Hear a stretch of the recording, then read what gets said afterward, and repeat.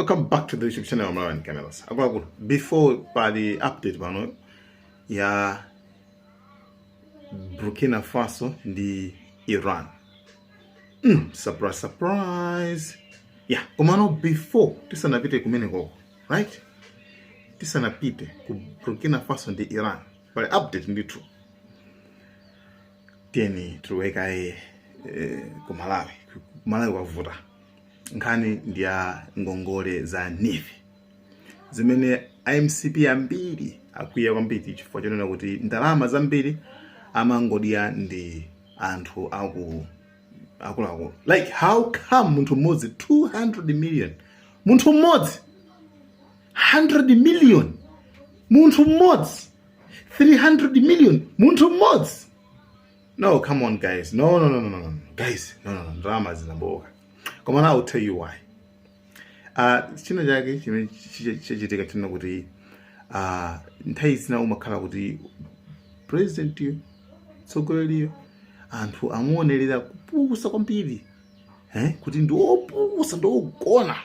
Chimene amathayeyo ndi itsanana chizungu basi, right? Mine basi yamangova basi chizungu samaganiza za chizungu kuti chizungu chake chisifana ndi America koma chizungu chosogola ufa chosabwesa forex. So zapeza kuona kuti ufete usogoleri kuti ine ndikakonda kubweza mawu ona kuti clueless leadership. Ngati mukumbuke ndikandobweza mawu kuti clueless leadership. Like leadership imene libe idea kuti chichitika nchani. How come munthu mmodzi amene it's too much, right? So kutekaso, I'm just thinking koma kutekaso ngongole zinazo enawo ngati akulu kuteka nafufuta anafufuta angadziwene nona nabweza, right? So yeah, that's it. Koma no palika video kamene kakuyenda ka mkulu CEO wa NIFI. Kumamponyera munthu mabibala like my application. Application anu aje malimba kuti apasa NIFI. Amaponyera basi wina kumarula ngati chiyo. Like how? Munthu abuno like no. So ngati if you guys think of coming back to the state, mungena kusi zimenezoso. Ngati mufuna so kuti muzabwelereso. Like all these things mugenda kupanga clarify, mugenda kupepesa kontundu wa Malawi, mugenda chifukwa guys munaononga kwambiri. Okay? So I decided to follow if you want to come back. Okay, so the thing is ku MCP anakhala basa anabwera onse pamodzi. Like maka ku NEC, National Executive Committee, ku NEC kulikuluko kwa china chakwera ndani nduna so anakhala basi kumene amaona kuti achakwera kuti analusa kumeneko pa omunya desk safuna kuchoka pampando. Sina menduna kumano ndi nkani njoka ku MCP komweko. Sindichoka pampando. Chio. Hello everyone. Good morning. Lero ndifuna ndikambeso za meeting imene inachitika. This was part of the national executive members IMCP8. Ndi kumeneko president iru anakwiya mpaka na kumenya table akuti netu sindikuchoka pampando, not resigning. So ichichi chimene chandipangisa kuti ndibwere kuti tisakambeshi imeneyi.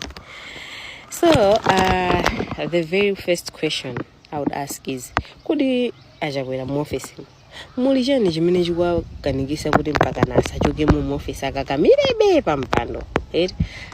Because it's very strange kuti mene zinthu zinalili achakwera kamenye table leroli akanakhala mamenya table imene kuti forex afufuzidwe nziko munazipezeka amwenye amene they are controlling the center of forex kumalawi kuno atuluse forex yambe opezeka mabank bwezi zinthu zikuyenda bwino.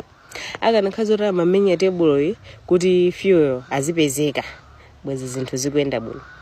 Akanakhaza kuti amamenya tebulo limeneli kuti kunifi anthu azitenga ngongole nda amene ali ovutika amene ali oti ali ndi kuthekera kale asamapasidwe ngongole bwezi zinthu zikuyenda bwino.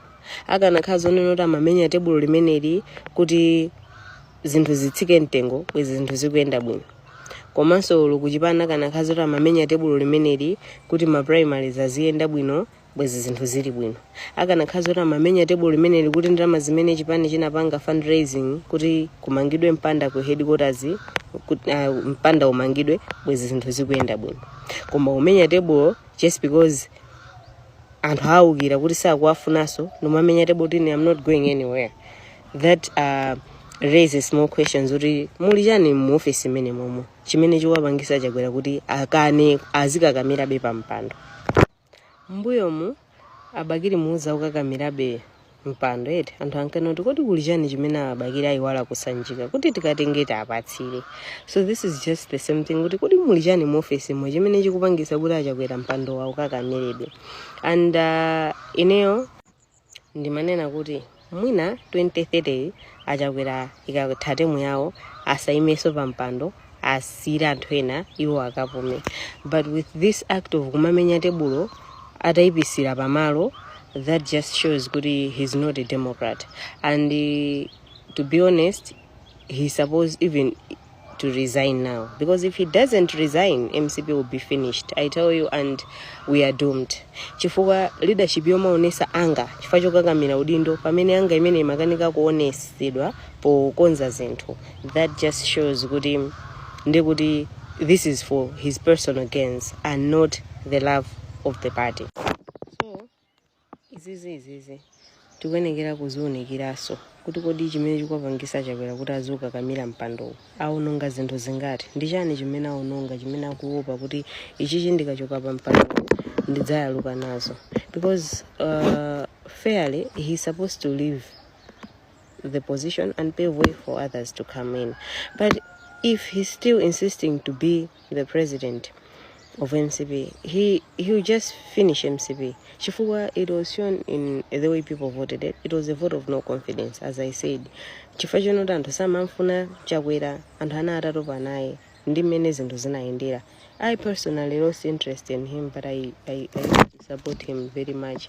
So that just shows you now that people did not want him because of mmene zinthu zinkaendera. Ineyo kunena chilungamo. Leadership style ya Chakwera ndipo sina ndesangalase. I supported this man all along, koma tisaname mphatso ya utsogoleri achakwera alibe. Mulungu anamana mphatso ya utsogoleri. Mphatso ijatu Mulungu amachita kukupatsa ndi sizimasowa Mulungu akakupatsa mphatso ya utsogoleri. Mmene zinthu zimayendera. Munthu oti ulibe chisoni ndi anthu ena amene munthu umangoyang'anira zinthu zizingolakwika koma uzikakamirabe kukhala pomwepo ndikuti chipani chachimaliza. So ineyo I'm one of those saying kuti no, an early convention has to be called and Chakwera must resign. We don't want him as our presidential candidate in 2030. Chifukwa he's an obstacle to MCP. So kupitirizaso kuika munthu oti he's an obstacle zangotipangisa kuti we should fail even more. And munaso pamene tinaluza pang'ono zapezekana kuti ulendo uwu ndetizaluza osati masewera. Anthu sangalephera awiri atatu wapanga support. Chifukwa chonoti ambiri amene amapanga support, they have benefited from him personal. Komano, we are not talking about benefit yoti angopeza anthu ochepa basi. We want majority to benefit. Chipani si inapange benefit in the leadership ya Chakwera. Tenene zoona. Tinali mboma koma tili ku opposition. So if esirufuna ma benefits oti angobwera basi awiri atatu apindule, we want majority to benefit. So Chakwera akwenekera asiye mpando asira anthu ena. Palibe chachilendo chiyonse chimene angabwerese olata kakamira kuti akhalepo pa mpando. Chifukwa chamene zinthu zayendera akanakhala kuti anali ndi mzimu woti athandize chipani, akanakhala kuti anali ndi mtima onena kuti afuna athandize anthu, afuna athandize dziko, zimene zimalakwika zija akanazikonza nthawi yomweyo sizikanafika pano. So so lero sitingamanene sizoti achakwera abwererepo ngati kuti pali china chilichonse cha nzeru chimene chitachitike achakwera akakhalapo. Komanso ndingokambako pang'ono issue ya ngongole zakunifi. Akuluakulu atsogoleri tizikonda anthu athu. Ambiri amene atenga ngongole kumeneko ndi anthu otena anali kale pabwino koma kungofuna kuphangira. And I can't even believe kuti mene amayankhulira Jehana kulinyozera boma la MCP nawo sanatenga ngongole kunifi. That's just sad. Ma ministers kuona kumapezera kutenga ngongole kunifi. Yet there are these people amene anali kale pabwino chilichonse chaulere ma benefits anali ambirimbiri, ma allowance ambirimbiri. Koma kumaphangira anthu amene ali ovutika. Anthu amapezera kupita kuti atenge ngongole kunifi ndalama even 2 million imene ena amakanizidwa kumabwezedwa. Koma anthu ena utenga ngongole zambirimbiri andaukanika kubweza. This is just sad. Kuti ngati ili behavior yake iyi, then anthu osaukazingosawukirabe because ma benefits aboma osamapeza chifukwa chonena kuti amapondezedwa ndi anthu omwe amene akuyendesa bomawo. So amene wabweze. Anda Jehana also tizaone kuti ndalama ngongole ayibweza kunifi. Izi zabwerepo era tizadziwe kuti abweza ngongole.